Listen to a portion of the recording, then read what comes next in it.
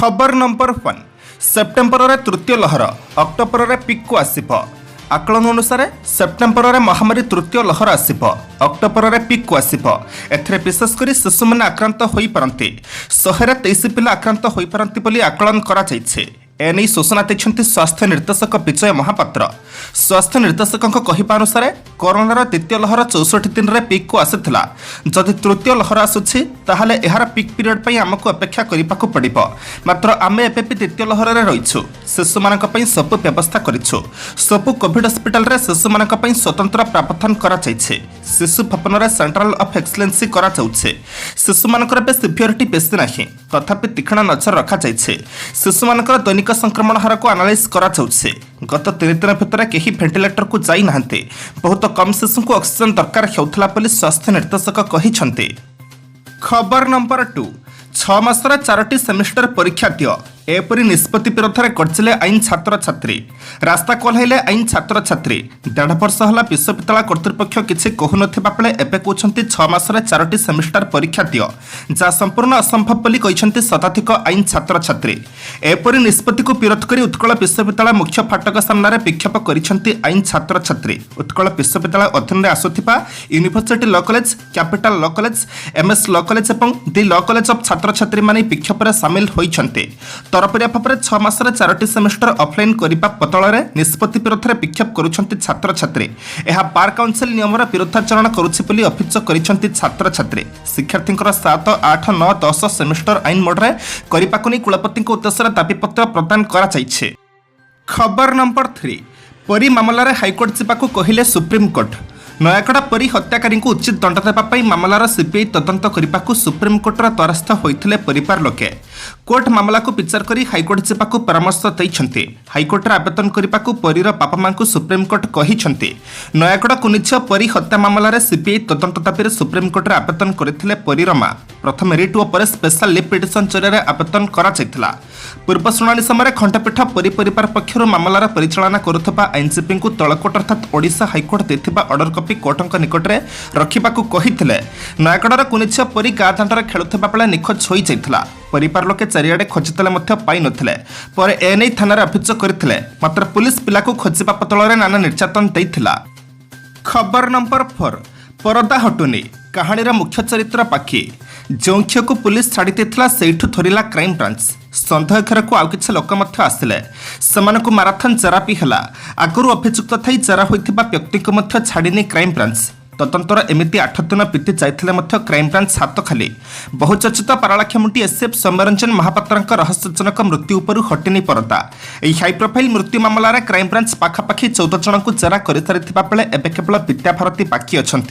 घटनार तदंत करुवा crime branch team प्रथम पर्याय तदंत सारी मुख्यालय को फेरी जाइए। हेले प्राय 8 दिन काल पारालाखेमुंटी रही तदंत करुवा क्राइम ब्रांच टीम यह समय हस्तगत करुवा तथ्य को तर्जमा करुछे। अतिशीघ्र विद्याभारती निकट में पहुंची जेरा करने सजबाज होउछि टीम। विद्याभारती को जेरा समय सत ओगाळिबा पई प्रयास करिब। तेणु घटना सह जड़ित विभिन्न प्रश्न को मध्य क्राइम ब्रांच टीम प्रस्तुत करुवा सूचना मिली। खबर नंबर 5 मरुडीर मुकाबिला पई एक्शन प्लान। केनालर शशमुंडा पर्यंत पहुंचब पानी। श्रावण मासर भी निताख खरा। मौसुमी खेलुछे लुचकाली खेल। राज्यर शुभिबाक लगिलाणी आसन्न मरुडीर पतध्वनि। जो समय सबुज धानक्षेत पवन में लहड़ी मारिबा कथा सही समय वर्षा अभाव माटी फाटी आँ कलाणी। मरिबाक बसिलाणी धान गछ। हेले राज्यर संभाव्य मरुड़ी स्थिति चाषी को मुकुलाइबा पई प्रस्तुत होइछि एक्शन प्लान। नियंटिया वर्षार मुकाबिला पई रणनीति प्रस्तुत निमंते मुख्य शासन सचिव सुरेश महापात्रଙ୍କ अध्यक्षतार बैठक अनुष्ठित होई जाइछे। जदि आगकु वर्षा न होई मरुस्थिति सृष्टि हुए तेबे एहाकु दृष्टि रखी स्वतंत्र एक्शन प्लान प्रस्तुत करा जाइछे। कृषि सचिव एसके वशिष्ठଙ୍କ କହିବା ଅନୁଯାୟୀ ଯେଉଁଠି କମ୍ ବର୍ଷା ହୋଇଛି ସେଠି ଉଠା ଜଳସେଚନ ପଏଣ୍ଟ ସକ୍ରିୟ କରାଯିବାକୁ ନିଷ୍ପତ୍ତି ହୋଇଛି। ପ୍ରତି ପାଣି ପଞ୍ଚାୟତର ଜଳସେଚନକୁ ନେଇ ଆକ୍ସନ ପ୍ଲାନ୍ ପ୍ରସ୍ତୁତ କରାଯିବ। ଅନ୍ୟ ଜଳସେଚନ ସୁବିଧାକୁ ଆହୁରି ସକ୍ରିୟ କରାଯିବ। ସମସ୍ତ କେନାଲର ଶେଷମୁଣ୍ଡ ପର୍ଯ୍ୟନ୍ତ ପାଣି ପହଞ୍ଚିବା ଆବଶ୍ୟକ। ଖବର ନମ୍ବର 6 ଭିତରକନିକାରେ ଆଜିଠୁ ପକ୍ଷୀ ଗଣନା। विश्व प्रसिद्ध भितरकनिका जातीय उद्यान में आज आरंभ होइछे देशीय पक्षी गणना। यह पक्षी गणना कार्यक्रम 7 दिन पर्यंत चलिब। गणना 2टी टीम गठन करा जाइछे। प्रत्येक टीम्रे 7 जन लेखाएं सदस्य अछंती। वर्षा ऋतु आगमन देशर कोण अनुकोणु निजर वंश विस्तार पर गेंटालिया, राणीपक, मझियापक, छोटपक, खैरापक, अंचनापा, माटियापक, पाणीकुआ, अंधारियापक, दापेटिया, कापरखयती पक्षी भितरकनिका मुहां होइछंती। ସେମାନେ ଭିତରକନିକାର ପକକହଣ, ମଠାଡ଼ିଆ, ଲକ୍ଷ୍ମୀପ୍ରସାଦ ଆଡ଼ିଆ, ଦୁର୍ଗାପ୍ରସାଦ ଆଡ଼ିଆରେ ଗଛମାନଙ୍କରେ ପଶା ବାନ୍ଧିଛନ୍ତି। ନଦୀ ମୁହାଣର ବ୍ରାହ୍ମଣୀ ନଦୀପଠା ଓ ଦ୍ୱୀପରେ ଅବସ୍ଥିତ ଏକର ଏକର ବିଶିଷ୍ଟ ଏହି ଜଙ୍ଗଲ ମଧ୍ୟରେ ପନି, ଗୁଆ, କେରୁଆ ଓ ରୁଅକରେ ଗଛ ପ୍ରଶା ବାନ୍ଧିଛନ୍ତି। ପକ୍ଷୀମାନେ ବଂଶ ବିସ୍ତାର କରିଥାନ୍ତି। ଏନେଇ କନିକା ରେଞ୍ଜ ଅଫିସର ମାନସ ଦାସ କହିଛନ୍ତି, ଆଜିଠୁ ପକ୍ଷୀ ଗଣନା ଆରମ୍ଭ ହୋଇଛି। 2ଟି ଟିମ୍ ହୋଇଛି। ଗୋଟିଏ ଟିମ୍ ମଠାଡ଼ିଆ ଓ ଅନ୍ୟ ଟିମ୍ ଲକ୍ଷ୍ମୀପ୍ରସାଦ, ଦୁର୍ଗାଡ଼ିଆରେ ପକ୍ଷୀ ଗଣନା କରିବେ। 7 ଦିନ ଧରି ଗଣନା କାର୍ଯ୍ୟକ୍ରମ ଚାଲିବ। खबर नंबर 7 झारखंड मुख्यमंत्री भौणी को अटकाइला राउरकेला पुलिस। झारखंड मुख्यमंत्री हेमंत सोरेन भौणी अंचली सोरेन को अटकाइला plant site police. Anchali Rajgangpur चिपाकू झारखंड आसीथिले। से डालमिया सिमेंट खातन संप्रसारण पई हेबाकु थिबा जनशुणाणी रे सामिल हेबार थिला। से जनशुणाणी रे चिपा पूर्वरु तांकु होटल रेजेंसी इन रे पुलिस अटकाइथिला। दीर्घ समय धरि एनी असंतोष लागी रहिथिला। शेषरे अंचली और राजगांगपुर गस्त करि पारि नथिले। आईन श्रृंखला बजाय रखिबा उद्देश्य एभली पदक्षेप निया जायथिबा पुलिस सूचना दैछे। खबर नंबर 8 राज्य कांग्रेस बैठक में जोगदेलेनी कोरापुट जिला सभापति मीनाक्षी बाहिनीपति। ओडिशा प्रदेश कांग्रेस कमिटीर सभापति निरंजन पट्टनायक अध्यक्षतार जिला सभापति और पर्यवेक्षक बैठक राज्य कांग्रेस भवन में चली। एथिरे राज्य कांग्रेस पक्षर मानस मंथन कराଯାଇଛି। तेबे बैठक में कोरापुट जिला सभापति तथा विधायक ताराप्रसाद बाहिनीपति पत्नी मीनाक्षी बाहिनीपति जोग देइनथिबा जणाଯାଇଛି। ए बैठक में आगक आसुथिबा पंचायत और पौर निर्वाचन पर रणनीति तैयारी हेब बोली जणाଯାଇଛି। एणे आसंता मास प्रथम सप्ताह प्रभारी डॉक्टर चलाकुमार ओडिशा आसिबे बोली सूचना मिलिছে। खबर नंबर 9 अक्टोबर सुधा कर्कट केन्द्र में पेट सीटी स्कान। अक्टोबर सुधा कटक स्थित आचार्य हरिहर कर्कट केन्द्र में कार्यक्षम हेब पेट सीटी स्कान मेसीन। एथिपई आटमिक एनर्जी रेगुलेटिंग बोर्ड अर्थात एआरपी पक्षर अनुमति मिल सारी। सप्ताह को 120 पेड सीटी स्कान कर्कट केन्द्र में कराई एआरपी अनुमति देथिबा बेले लीना कोठार प्रथम महलार यहाकू पीपीपी मोड्रे कार्यक्षम कराई कर्कट केन्द्र निर्देशक डाक्तर ललाटेन्दु सोडंकी सूचना दैछन्ते। पेड सीटी स्कान मेसीन आचार्य हरिहर कार्यक्षम कराइबा नहीं हाइकोर्ट एकाधिक जनस्वार्थ मामला रुजु होइथिला। हाइकोर्ट निकट में एने सरकार पक्षर तुरंत कार्यक्षम नहीं एकाधिक थर सत्यपाठ भी दाखल करा ता सत्त्वे आज पर्यंत यह कार्यक्षम कराई पारि नथिला। एबे एआरपी रु अनुमति मिलिबा परे यह कार्यक्षम हेबा नै बाट खोलिछे। खबर नंबर 10 को जीवा पूर्व आपण मानक अनुरोध भिडियोटी को शेष पर्यंत देखंतु कारण भिडियोर शेष रही आज राशिफल किंतु ता पूर्व भिडियोटी को लाइक कर दिंतु कारण आपनकर गोटे छोट लाइक आमको नूतन भिडियो बनैबा पई प्रोत्साहित करिथाय। साथै आपण क्यों क्यों जिल्लारु भिडियोटी को देखुछंती कमेंट बॉक्स रे निश्चय लिखंतु। खबर नंबर 10 नर्ला कारखाना नै तेजिला राजनीति। नर्ला रेल इंजिन कारखाना नहीं राजनीति चेती। जन आशीर्वाद यात्रा अवसर में रेलमंत्री अश्विनी वैष्णव 2 दिनिया कलाहांटी जिला गस्तर आसिथिले। ଏହି ଅବସରରେ ନର୍ଲା ରେଳ ଇଞ୍ଜିନ୍ ମରାମତି କାରଖାନା ଆରମ୍ଭ ନେଇ ମନ୍ତ୍ରୀ କିଛି ଘୋଷଣା କରିବେ ବୋଲି ଜିଲ୍ଲାବାସୀ ଆଶା ରଖିଥିଲେ କିନ୍ତୁ ମନ୍ତ୍ରୀ ଜମି ଅଧିଗ୍ରହଣ କଥା କହି ରାଜ୍ୟ ସରକାରଙ୍କ ପାଖକୁ ବଲ୍ ଗଡ଼ାଇବା ପରେ ରାଜନୈତିକ ଉଷ୍ମତା ଦେଖାଦେଇଛି। ଏହାପରେ ରାଜନୈତିକ ବୟାନବାଜି ଆରମ୍ଭ ହୋଇଛି। ମନ୍ତ୍ରୀଙ୍କ ଏପରି ବକ୍ତବ୍ୟ ପରେ ଜିଲ୍ଲା ବିଜେଡି ସଭାପତି ପୁଷ୍ପେନ୍ଦ୍ର ସିଂହଦେଓ ରାଜ୍ୟ ସରକାରଙ୍କ ପକ୍ଷ ରଖି ପାଲଟା ଜବାବ ଦେଇଛନ୍ତି। ରେଳ ଇଞ୍ଜିନ୍ କାରଖାନା 11 ବର୍ଷ ହେଲା ଅନିଶ୍ଚିତତା ମଧ୍ୟ ଦେଇ ଗତି କରୁଛି। ରେଳମନ୍ତ୍ରୀ ଶ୍ରୀ ବୈଷ୍ଣବ ଏଠାକୁ ଗସ୍ତରେ ଆସିଥିବା ବେଳେ ଗଣମାଧ୍ୟମ ପ୍ରତିନିଧି ଏହି ପ୍ରକଳ୍ପ ସମ୍ପର୍କରେ ଜାଣିବାକୁ चाहिए। केन्द्रमंत्री स्पष्ट उत्तर न दे जमी अधिग्रहण करिले प्रकल्प आरंभ होगा कही राज्य सरकार को टार्गेट करथिले। बीजेपी सांसद बसंत पंडा मध्य समान मंतव्य रखिछंती। खबर नंबर 11 अफगानिस्तान स्थिति को नहीं सर्वदलीय बैठक डकाइले मोदी। अफगानिस्तान प्रसंग में प्रधानमंत्री नरेंद्र मोदी एक सर्वदलीय बैठक डकाइबा निष्पत्ति नहीं। केन्द्र वैदेशिक व्यापार मंत्री एस जयशंकर सूचना देते। यह सर्वदलीय बैठक अगस्ट 26 11टा समय अनुष्ठित होब। यह बैठक में विदेश मंत्रालय विरोधी दलर नेता समस्त प्रश्नर उत्तर देव। वैदेशिक व्यापार मंत्री एस जयशंकर एक ट्वीट में लिखिं अफगानिस्तान स्थिति को दृष्टि रखी प्रधानमंत्री नरेंद्र मोदी विरोधी दल को समस्त तथ्य देवा वैदेशिक मंत्रालय को निर्देश देते। वास्तव में विरोधी क्रमागत भाव में प्रश्न उठाउथिले जे भारत सरकार अफगानिस्तान में बहुत विनियोग करिसेंती। एभली परिस्थिति में जितेबाला तालिबान अफगानिस्तान को निज अधीन को नेबाकु जाउछि तेबे भारत सरकार रणनीति कौन हेब ए समस्त प्रश्नर उत्तर देबाकु सर्वदलीय बैठक डकाजिबा उचित। सूचना थौ कि अफगानिस्तान 146 जन भारतीय नागरिक सोमवार कतार राजधानी 4टी भिन्न विमान भारत में पहुंची। खबर नंबर 12 अमेरिका को तालिबान धमक अगस्ट 31 सुधा सेना न हटाइले परिणाम भयावह हेब। तालिबान अफगानिस्तान को दखल करने पर लोके से स्थान छाड़ी चली जाऊँच अमेरिका और नाटो सेना अफगानिस्तान को छाड़ी देছে किंतु एबे अफगानिस्तान रु लोकन को उद्धार करने अमेरिका और नाटो सेना काबुल विमान बंदर में मौजूद रही एभली परिस्थिति में तालिबान अमेरिका को खोलाखोली धमक देছে समापर तालिबान प्रवक्ता सोहेल साइन देथिबा बयान रे कहिसंती जदि अमेरिका निज सेना को हटाइबारे विलंब करे तेबे परिस्थिति भयावह हेबो। अगस्ट 31 पर्यंत तालिबान पक्षरु शेष गाइडलाइन जारी करा जायछे। अमेरिका पूर्वरु कहितला कि अगस्ट 31 भितर लोकन को उद्धार करिबा परे सेना को पुणी फेराई आनिबो। अमेरिका राष्ट्रपति जो बाइडेन निज बयान रे कहितले कि जदि लोकन को उद्धार करिबार लक्ष्य पूरा न हुए तेबे अमेरिका सेना अगस्ट 31 परे भी अफगानिस्तान रे रही पारंती। खबर नंबर 13 जातिभित्तिक जनगणना पर एकत्र होई प्रधानमंत्री को भेटिले प्रतिद्वंदी नीतीश कुमार एवं तेजस्वी यादव। जातिभित्तिक जनगणना कराइबा आलोचना और से संबंध में उपयुक्त निष्पत्ति नेबाकू अनुरोध करी आज सकाळे बिहार मुख्यमंत्री नीतीश कुमार नेतृत्व में एक बहुदलीय प्रतिनिधि दल प्रधानमंत्री नरेंद्र मोदी को भेटिछंती।